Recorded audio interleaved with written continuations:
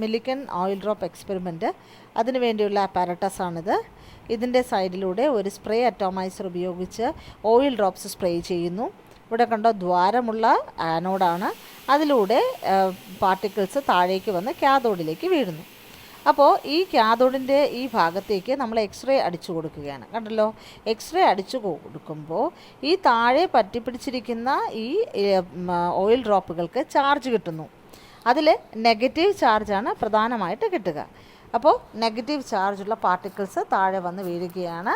അപ്പോൾ ആ നെഗറ്റീവ് ചാർജുള്ള പാർട്ടിക്കിൾസ് താഴെ വന്ന് വീഴുമ്പോൾ എന്ത് സംഭവിക്കുന്നു? അവരിൽ ചിലത് റിപ്പൽഷൻ കാരണം പ്ലേറ്റും നെഗറ്റീവ് അല്ലേ, അപ്പം റിപ്പൽഷൻ കാരണം മുകളിലേക്ക് പോകുന്നു. ഓക്കെ, അപ്പോൾ ഈ പോകുന്ന പാർട്ടിക്കിളിനെ നമ്മൾ ഗ്രാവിറ്റിക്ക് എഗെയിൻസ്റ്റ് ആയിട്ടാണ് പോകുന്നത്.